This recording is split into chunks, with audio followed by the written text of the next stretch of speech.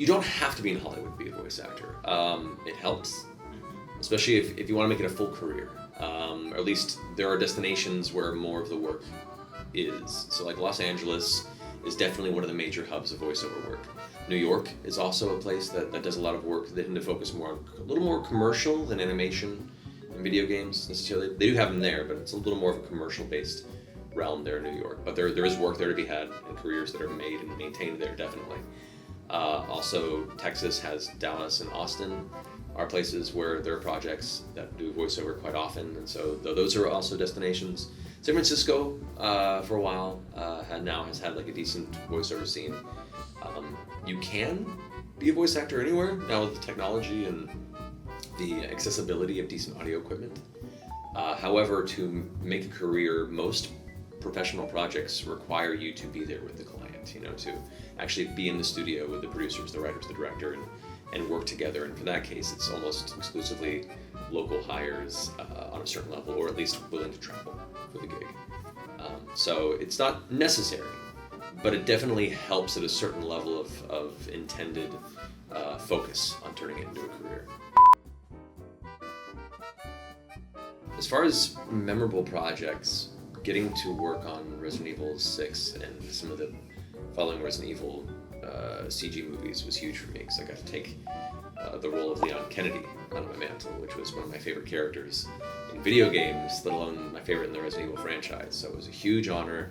It was a huge weight on my shoulders also to pick it up from Paul Mercer, who did a great job establishing the character before that in Resident Evil 4, and then Paul had that before him. So it was a big responsibility, and it was super exciting for me. So that was a big step for me.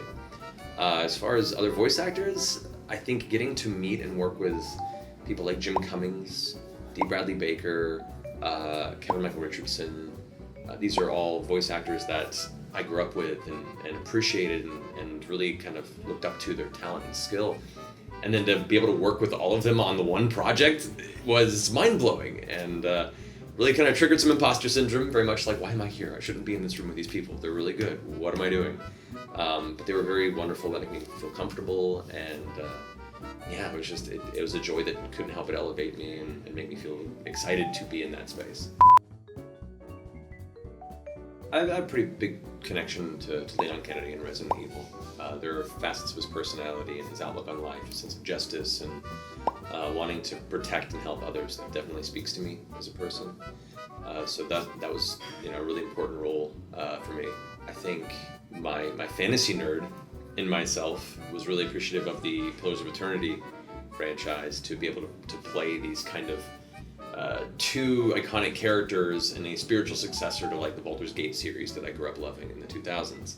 So those were two projects that really spoke to me on two different facets that I'm very thankful that I had the opportunity to be a part of.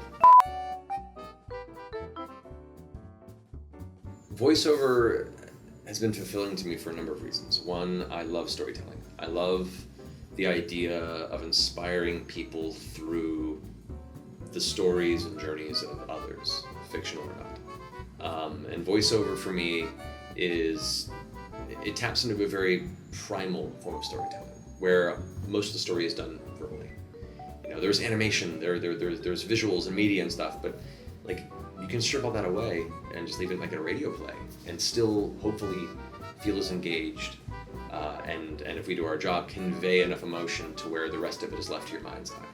I love being able to contribute to that and to be part of that storytelling engine that I grew up loving and was inspired by, and hope to continue to inspire others in the same way.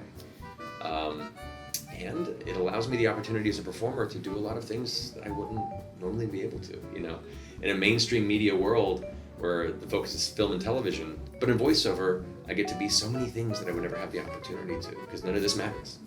And I think that to me is kind of the magic of this career.